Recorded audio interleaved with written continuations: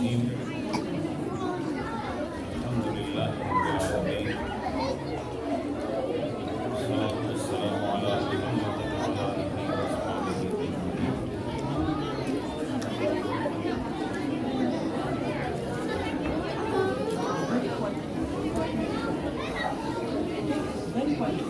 وإذ قال عيسى ابن مريم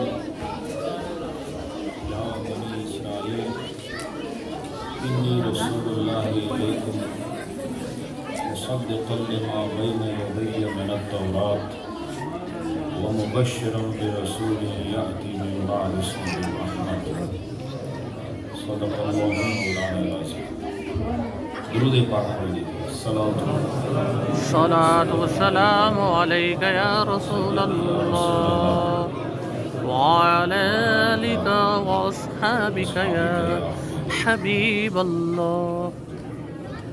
حضرات محترم، سب سے پہلے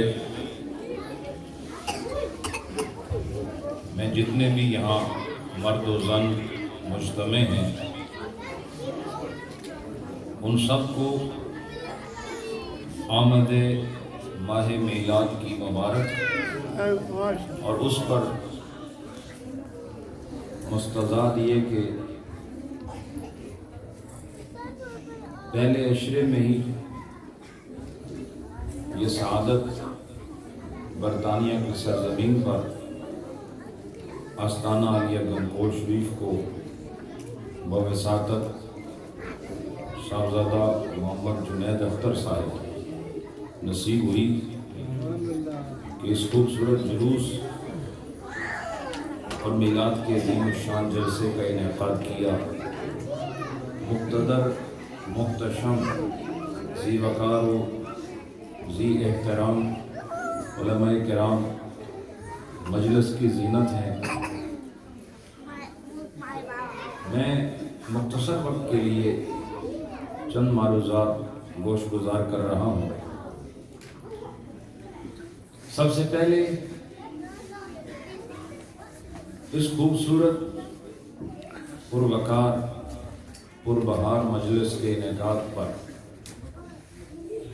مجھے یقین ہو گیا ہے کہ چاہے جتنی بھی مشکلات آ جائیں، آزمائشیں آ جائیں، رکاوٹیں آ جائیں، عزم محکم ہو، ارادے پختہ ہوں، نسبت کامل ہو، پچھلوں کی نظر ہو، تو اس طرح کی محفلیں پھر سج ہی جایا کرتی ہیں. میں اس خوبصورت جوان کو دعا بھی دیتا ہوں اور مبارکباد بھی پیش کرتا ہوں کہ الحمدللہ آپ نے اپنا راستہ نہیں چھوڑا، منزل کی جانب پر عزم پر کیف انداز میں رواں دواں ہیں.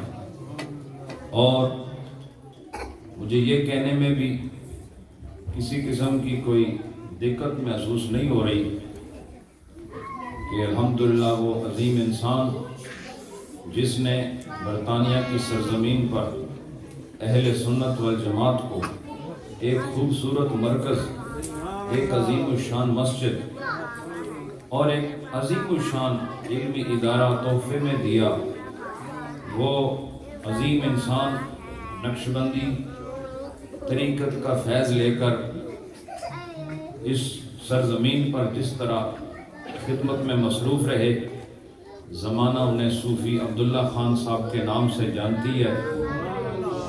اور میں یہ سمجھتا ہوں کہ بے شک وہ ظاہری طور پر ہمارے درمیان نہیں ہے، لیکن آج صاحبزادہ جنید صاحب کی شکل میں وہ آج بھی ہمارے اندر موجود ہے.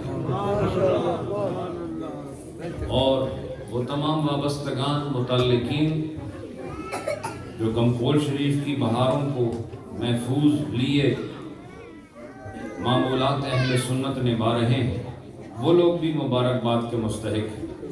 میری دعا ہے پروردگار یہ سلسلے اسی طرح جاری ساری رکھے اور صاحبزادہ جنید صاحب کی منزلیں آسان فرمائے اور یہ جتنے بھی امور ہیں ان میں آسانیاں مقدر فرمائے۔ حضرات آپ سارے دن سے آج مصروف رہے ذکر رسول کی خاطر، عظمت مصطفیٰ کی خاطر، حب مصطفیٰ کی خاطر اور آقا اور غلام کے تعلق کو نبھانے کے لیے آپ نے جو خوبصورت عمل اپنایا، یقیناً نامہ اعمال میں آج چمک رہا ہے۔ حضرات اللہ رب العالمین نے حضرت عیسیٰ ابن مریم علیہ السلام کے حوالے سے ذکر فرمایا، وَإِذْ قَالَ عِيسَىٰ ابْنُ مَرْيَمَ، یاد کریں وہ وقت جب حضرت عیسیٰ ابن مریم نے فرمایا، یا بنی اسرائیل، اے بنی اسرائیل والو، انی رسول اللہ علیکم، کہ میں تمہاری طرف اللہ کا رسول بن کر آیا ہوں۔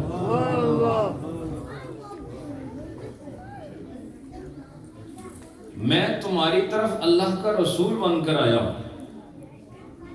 یہاں خطاب فرمانے والے حضرت عیسیٰ ابن مریم علیہ السلام اور جن سے خطاب کیا جا رہا ہے وہ بنی اسرائیل والے، اور بنی اسرائیل والوں کو حضرت عیسیٰ علیہ السلام فرما رہے ہیں کہ میں اللہ کا رسول بن کے تمہارے پاس آیا ہوں، اللہ کا رسول بن کے تمہارے پاس آیا ہوں۔ اس سے یہ معلوم ہوا کہ نبی کا تعارف وہ نہیں ہوتا جو بندے بیان کرتے ہیں یا خود سے کچھ عقیدہ گڑھ کے اس کی تعریف کرتے ہیں، بلکہ نبی اپنا تعارف خود کراتا ہے یا خدا اس کا تعارف کراتا ہے۔ اور حضرت عیسیٰ علیہ السلام اپنا انٹروڈکشن خود فرما رہے اور بنی اسرائیل کو کہہ رہے ہیں میں خدا نہیں ہوں، نہ خدا کا بیٹا ہوں، بلکہ میں انی رسول اللہ علیکم، میں اللہ کا رسول ہوں، میں اللہ کا رسول ہوں۔ لہٰذا اپنے آپ کو جب رسول کہا تو پھر ابنیت کی نفی ہو گئی، پھر وہاں بیٹا ہونے کی نفی ہو گئی۔ لہٰذا ہم زمانے کی بات نہیں سنیں گے، ہم زبان عیسیٰ کی بات سنیں گے جس میں وہ خود اپنے آپ کو اللہ کا بندہ کہہ رہے ہیں، اللہ کا رسول کہہ رہے ہیں۔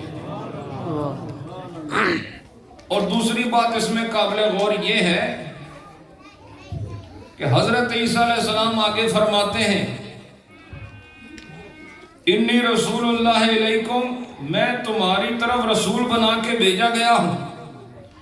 یہاں پر رسالت کا عموم کہاں تک پہنچتا ہے اس کا بھی ذکر ہو رہا ہے کہ میں رسول تو ہوں اللہ کا، لیکن میری رسالت کس کے لیے ہے؟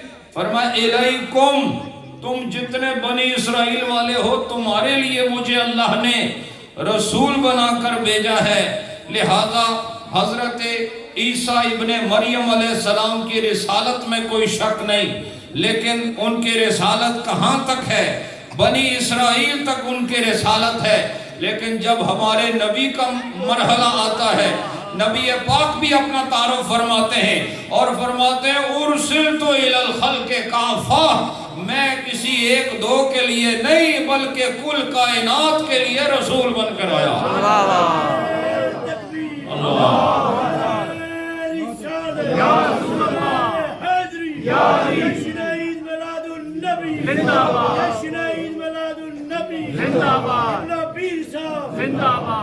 اور لطف کی بات یہ ہے نبی پاک نے فرمایا ارسلت الی الخلق کافہ، حضرت عیسیٰ فرماتے ہیں انی رسول اللہ علیکم، میں تمہارے لیے رسول ہوں۔ نبی فرماتے ہیں ارسلت الی الخلق کافہ، دونوں کلام نبیوں کے ہیں۔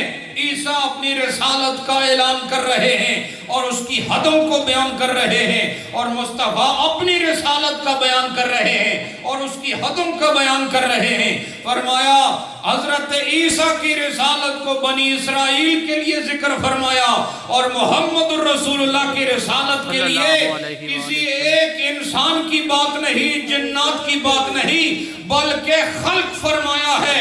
اور جو بھی چیز اللہ نے خلق فرمائی اس ہر شے کے لیے، چاہے وہ پہلے ہے یا بعد میں ہے، زمینی ہے یا آسمانی ہے، آبی ہے یا خلائی ہے، فضائی ہے یا فلکی ہے، ملکوتی ہے یا سماوی ہے، اس کا تعلق خشک سے ہے یا تر سے ہے، اس کا تعلق شرق سے ہے یا غرب سے ہے، اس کا تعلق نور سے ہے یا نار سے ہے، اس کا تعلق چاہے آسمان کی بلندیوں سے ہے یا زمین کی پستیوں سے ہے.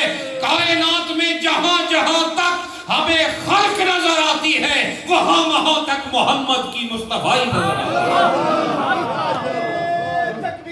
اللہ اکبر یا رسول اللہ زندہ باد. حضرات فرمایا انی رسول اللہ علیکم، میں تمہاری طرف اللہ کا رسول بنا کے بھیجا گیا ہوں. اور آگے فرماتے ہیں وَمُصَدِّقًا،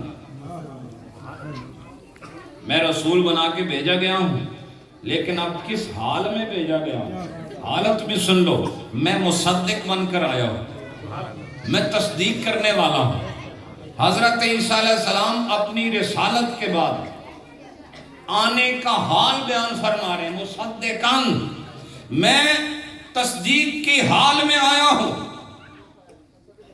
کیا تصدیق کر رہا ہوں؟ مصدقاً لما بین یدی من التوراۃ، یہ جڑی میرے کول تورات ہے نا، یہ جڑی تواڈے کول تورات ہے، میں ایدی تصدیق واسطے آیا ہوں. تو تورات کتاب کس کی ہے؟ یہ تو حضرت موسیٰ علیہ السلام کی کتاب ہے. اور آپ پر جو کتاب نازل ہوئی وہ انجیل ہے. وہ کیا ہے؟ انجیل ہے. تو وہ جس پر انجیل نازل ہونی ہے، دیکھو وہ تصدیق تورات کی فرما رہے، تورات کی تصدیق فرما رہے ہیں.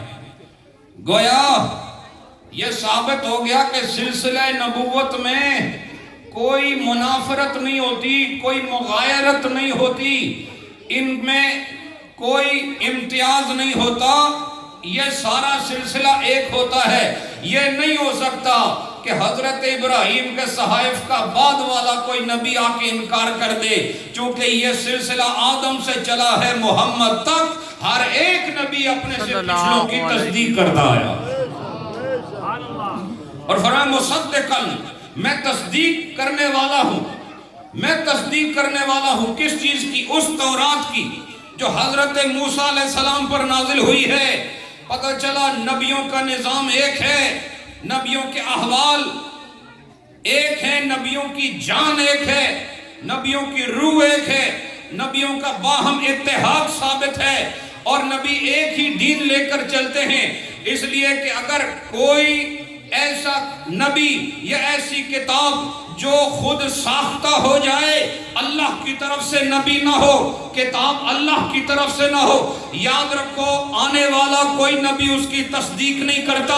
ہر نبی نے اپنے پچھلے کی تصدیق کی ہے، یہاں تک کہ محمد الرسول اللہ آئے اور وہ بھی مصدق بنے.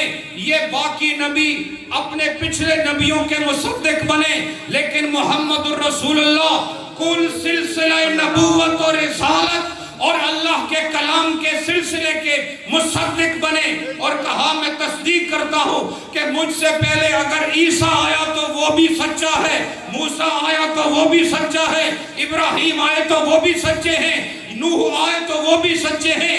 لہذا پتہ چلا کہ جب نبی آئے بعد میں کوئی مصدق ہونا ضروری ہے. ہم مرزا غلام احمد سے پوچھتے ہیں تمہارا مصدق کون ہے؟ کوئی نہیں. پتہ چلا نبی نے یہ ثابت کر دیا ہے کہ نبی آئے تو بعد میں تصدیق والا آتا ہے. چونکہ میں ہی تصدیق کی آخری مہر ہوں، اب میرے بعد نہ کوئی نبی آئے گا نہ کوئی مصدق آئے گا. آپ کوئی مصدق نہیں آ سکتا. اگر یہ سچا ہوتا تو اس کے لیے کوئی اور مصدق آتا. لیکن تصدیق کے سلسلے کی بھی یاد رکھو تصدیق کے سلسلے کی بھی جو مہر ہیں وہ میرے نبی ہیں. اب کوئی مصدق اللہ کی طرف سے بن کر نہیں آ سکتا. یہ مصدق آخر نبی ہمارے ہیں اور آخری رسول ہمارے ہیں, آخری نبی ہمارے ہیں. اور فرمایا مصدق ہوں نا, تصدیق کر رہا ہوں, تصدیق کر رہا ہوں. اس کے بعد آگے فرماتا ہے وہ مبشرا, میں مبشر بھی ہوں. یہ دیکھو مصدق ہمارے نبی بھی ہیں اور مبشر ہمارے نبی بھی ہیں. مصدق ہمارے نبی بھی ہیں, مصدق حضرت عیسیٰ علیہ السلام بھی ہیں. مصدق اس سے قبل جتنے انبیاء ہیں وہ بھی مصدق ہیں. حضرت عیسیٰ علیہ السلام نے فرمایا میں اگر اپنے پچھلے کی خبر دے رہا ہوں تو اگلے کی خبر نہ دوں. اپنے سے پہلے گزر جانے والے کی خبر دے رہا ہوں تو بعد میں آنے والے کی خبر نہ دوں. فرماتا ہے مبشرن, اے بنی اسرائیل میں تمہیں بشارت دے رہا ہوں, تمہیں بتا رہا ہوں اب نہیں کئی سو سال بعد ایک رسول آنے والے ہیں. میں ایک رسول کی بشارت دے رہا ہوں. وَمُبَشِّرًا بِرَسُولٍ, انی رسول اللہ علیکم, کا میں بھی اللہ کا رسول, لیکن بشارت میں کسی اور رسول کی بھی دے رہا ہوں. وہ کون رسول ہے؟ کہا وہ ایسا رسول ہے جس کو اللہ نے احمد فرمایا ہے. وَمُبَشِّرًا بِرَسُولٍ یاتی, وہ آئیں گے من بعدی, میرے بعد آئیں گے, اسمہ, ان کا نام کیا ہوگا؟ احمد, ان کا نام احمد ہوگا. بتاؤ اس شان سے میلاد کس نے بیان کیا ہے جس شان سے عیسیٰ بیان کر رہے ہیں؟ ایک ایک چیز کھول کے بتا رہے ہیں. فرماتے ہیں مبشرن, اس سے پتہ چلا کہ نبی کی آمد بشارت ہوتی ہے. اس لیے نبی کی آمد سے پہلے یہاں جو حال ذکر کیا صیغے میں وہ مبشرن ذکر کیا ہے کہ نبی کی آمد بشارت ہوتی ہے اور بشارت کا تعلق خوشی سے ہوتا ہے. اس لیے جب بھی کوئی نبی آتا ہے وہ غم کا موقع نہیں ہوتا, وہ خوشیوں کا موقع ہوتا ہے, وہ خوشی کا موقع ہوتا ہے. ہمیں کسی سے دلیل لینے کی ضرورت ہی نہیں ہے, ہمیں دلیل لینے کی ضرورت نہیں میلاد کے لیے, اس لیے کہ ہمیں دلیل کے طور پر حضرت عیسیٰ علیہ السلام نے کہا کہ میں جو بشارت دے رہا ہوں, میں جو بشارت دے رہا ہوں, تو نبی سے زیادہ کسی کی دلیل کی ضرورت ہے؟ اب تمہاری مرضی ہے کسی ملا کی سنو یا عیسیٰ کی سنو, اب یہ تمہاری اپنے مزاج پر موقوف ہے. لیکن نبی نے اپنے کلام سے ظاہر کر دیا میں جس نبی کی آمد کی بات کر رہا ہوں یہ نہیں کہہ رہا کہ بس وہ آ رہے ہیں. وہ یوں بھی کہہ سکتے تھے یاتی من بعدی اسمہ احمد, لیکن کہا مبشرن. مبشرن کا معنی یہ ہے کہ یہ غم کا موقع نہیں, خوشیاں مناؤ, احمد آ رہے, احمد آ رہے, آ رہے. اور آئیں گے کب؟ من بعدی, میرے بعد آئیں گے, میرے بعد آئیں گے. زمانہ بتا دیا اور اس کے بعد اسمہ, نام بھی بتا دیا. اور نام کیا بتایا؟ احمد. احمد زمانے میں کون ہے؟ وقت مختصر ہے دوستو, زمانے میں احمد کون ہے؟ ہم کس سے پوچھیں احمد کون ہے؟ نبی خود فرماتا ہے ان لی اسماء انا محمد وانا احمد وانا الحاشر الذی یحشر الناس علی قدمی. فرمایا سنو جہان والو, عیسیٰ نے تمہیں بتایا تھا کہ کوئی احمد آ رہا ہے, میں محمد تمہیں بتا رہا ہوں. میرے بہت سارے نام ہیں, میں محمد بھی ہوں, احمد بھی مجھے کو کہا جاتا ہے, احمد بھی میں ہی ہوں, مجھے احمد کہا جاتا ہے, اور میں حاشر بھی ہوں. روایات بہت ساری ہیں, یہ مختصر ترین روایت کہ میں حاشر ہوں. اور حاشر کسے کہتے ہیں؟ وہ حاشر وہ ہوتا ہے جس کو اللہ تعالیٰ ساری کائنات کا مجمع جس کے قدموں میں اکٹھا کر دے, اسے حاشر کہتے ہیں. ساری کائنات. اور سنیوں تمہیں مبارک ہو کہ کل میدان محشر میں وہاں جو نہیں مانتے تھے وہ بھی اکٹھے ہونے کی کوشش کریں گے، لیکن تم نے اس جہان میں ان کے نام پر اکٹھے ہو کر یہ ثابت کر دیا کہ نبی کی آمد کو تم نے بشارت مانا ہے، نعمت مانا ہے، اور ولادت مصطفیٰ کو تم نے اللہ کی سب سے بڑی عنایت مانا. فرمایا میں احمد ہوں. تو میلاد کا ذکر خود حضرت عیسیٰ علیہ السلام فرما رہے تھے. حضور علیہ السلام کی آمد کا اعلان حضرت عیسیٰ علیہ السلام فرما رہے ہیں. پتہ چلا کہ حضرت عیسیٰ علیہ السلام کے اس فعل سے ہمارے یہ سارے معمولات کا کچھ نہ کچھ یوں سمجھو جو خیرات ہے ان کے اس فعل کی ہمارے پروگراموں میں اس کی خیرات نظر آ رہی ہے، اور ذکر مصطفیٰ کا سلسلہ جاری ہے. حضرات فرمایا کہ میں محمد ہوں اور میں احمد ہوں. اور ایک دوسری روایت میں فرمایا انا محمد فی الدنیا و احمد فی السماء. دنیا میں محمد ہوں اور آسمانی جہان میں مجھے احمد کہا جاتا ہے، مجھے احمد کہا جاتا ہے. اس سے پتہ چلا کہ دنیا کے نام کا تعارف تو خود ہی ہو جانا تھا، کیونکہ حضور نے فرما جو دیا میں محمد ہوں دنیا کا، تو آسمانی نام کا تعارف خود حضرت عیسیٰ نے کرا دیا. اور گویا حضور علیہ السلام کے ناموں میں دو نسبتیں ہیں، ایک محمد جس کا تعلق زمین سے ہے، ایک احمد جس کا تعلق عالم بالا سے ہے. اس بات کی طرف اشارہ ہے کہ زمین ہو یا آسمانی جہان، ہر جگہ میرے نبی کی حکومت موجود ہے، ہر جگہ ان کی حکومت موجود ہے. تو جن کی حکومت ہو نام بھی انہی کا ہونا چاہیے، ذکر بھی انہی کا ہونا چاہیے.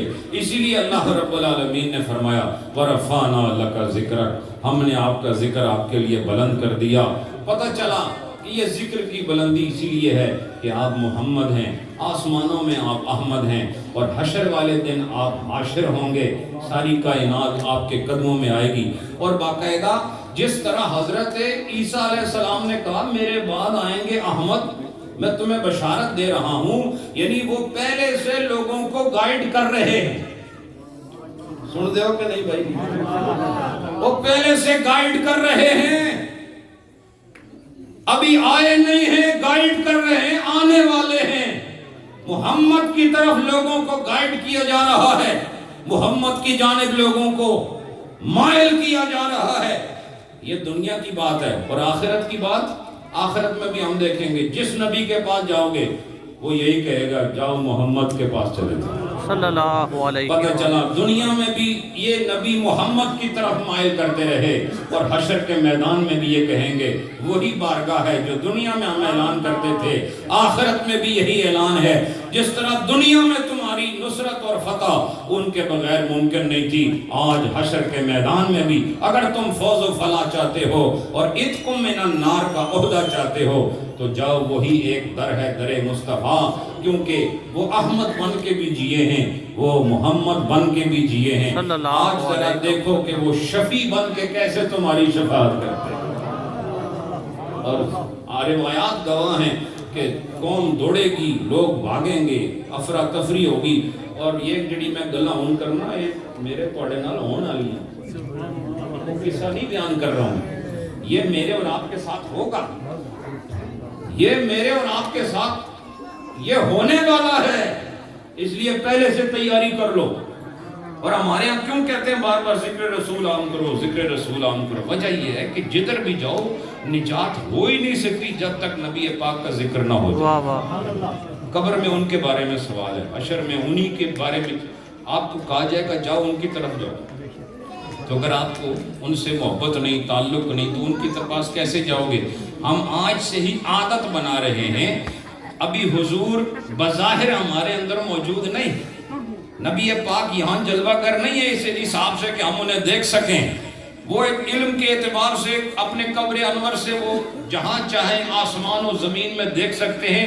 یہ ان کا الگ اختیار ہے، اس پر میں ابھی بات نہیں کرتا.